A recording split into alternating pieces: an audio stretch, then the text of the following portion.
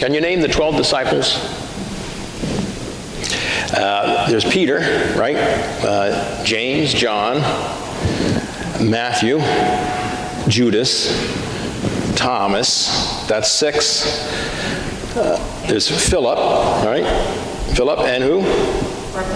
Bartholomew, yep. And did somebody say Andrew? Yeah, and Andrew. So I think we're up to 9. Yeah. My mic's not loud enough? Well, I don't know. I'm as high as I can be. Thank you. You see, if you get on... Yeah, I know. If you get on the rotation with Kim, you can be a director. We'll give you credit. You get credits on there. Directed by. It's usually hard to, I'll try next week again, putting the head one on. The head one's the best one, but the problem with the head one is, for some reason with all these electronics we're taping, you tend to hear me inhale when I take a breath. It goes, so I'll try next week to inhale very slightly. If I pass out, just wait it out, I'll come to and I'll get back to it. Generally, about 8 disciples, maybe 9 is about how high most of us can get. It's really pretty hard, I think, for most of us to get to 12 disciples. But the thing to know about the disciples is that they were really just regular people, right? They were regular people who did regular things. And if Jesus were picking disciples today, he might pick the clerk at the Walmart, the owner of the restaurant, the guy who runs the cleaning service, the hairdresser. He just chose regular folks to be his disciples. And today I thought we could take a look at Andrew for an example. Andrew is known as what? The brother of Simon Peter, right? It seems like whenever we read Andrew's name, whenever it comes up, he's mentioned as the brother of Simon Peter. In fact, in the gospel lesson we just read about the feeding of the 5,000, it said, Andrew, what? The brother of Simon Peter. That's how Andrew is just always known. He's known as the brother of Simon Peter. He's not known as a leader. He's not known as somebody who's very aggressive. Andrew he's the guy who was always in the shadow of his brother. Andrew is always the second fiddle. Peter got all the attention. Peter got all the publicity. Peter got all the praise. In the Bible, Peter gets top billing. Andrew is known as Simon Peter's brother. How many of you have brothers or sisters? Yeah. I'll bet you're aware of that whole phenomenon, right? Sometimes maybe your friends or your teachers or neighbors or parents even, consciously or unconsciously are comparing, one sibling to another sibling to another sibling. Or one sibling kind of gets branded as being something only because that was what another sibling did. One sibling is held up to a higher standard and the other sibling is not. It takes grace, doesn't it? It takes grace to live in somebody else's shadow. And Andrew had that grace. Peter was the team captain. Peter was voted most likely to succeed. Peter was on the honor roll. Andrew was maybe a C student. He wasn't a great preacher. In fact, today is Pentecost Sunday, and you remember the account of Pentecost in the book of Acts, right? Who was the one preaching when 3,000 people came to faith? Was it Andrew? It was who? Peter.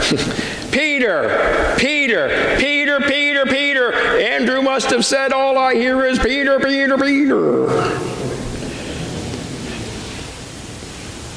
Peter wasn't I mean, Andrew wasn't a great preacher. He wasn't a great missionary. He wasn't a great theologian. You know what Andrew was? In the gospel lesson today, the feeding of the 5,000. Jesus tells everybody to sit down because he's going to feed them, and he asks Philip about the food, and Philip says, we could no way afford the food to feed this crowd. And then Andrew steps up and he says, well, I know it's not enough food, but, just want to give you a heads up, Jesus. There is a boy here, and he's got 5 barley loaves, and he's got 2 fish. And so we know the miracle. Jesus fed the crowd with the 5 loaves and the 2 fish, and not only did he feed them, but they were leftovers.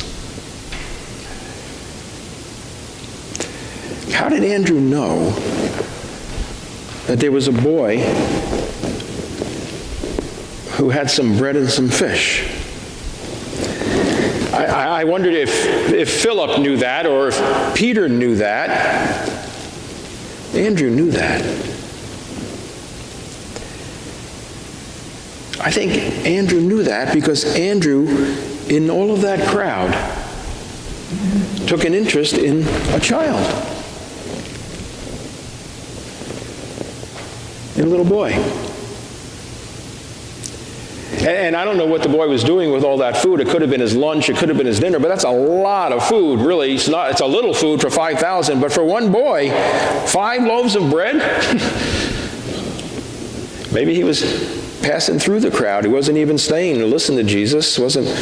He was just going home. His mother sent him to the market to get dinner, and he was heading home with it. And Andrew saw this. He talked to him. Took an interest in him. Noticed him. Andrew was not interested in the spotlight. Andrew was not interested in performance. Andrew was interested in people. Dale Carnegie says, right? You can make more friends in 2 months by taking an interest in them than you can taking 2 months to get people interested in you. And that's the kind of person that Andrew was. Andrew was interested in even a child. Sometimes we become concerned with getting what we've got coming, getting respect, the respect that we deserve, getting our fair share. It's hard to be giving, serving, humble.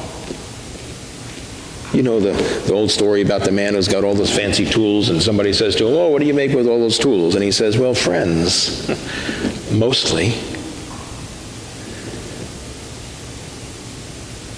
Sometimes we feel like we don't count, like we are not important, like we have to live in the shadow of somebody else. And sometimes we put ourselves down so much and so often that we think that's where we belong.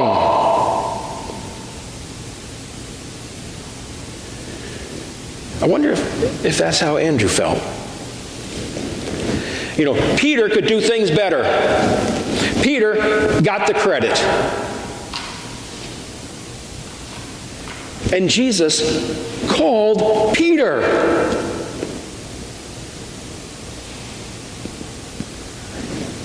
And Jesus also called Andrew,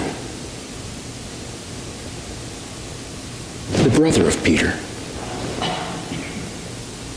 Jesus called Peter's brother, the one who lived in the shadow. to be a disciple.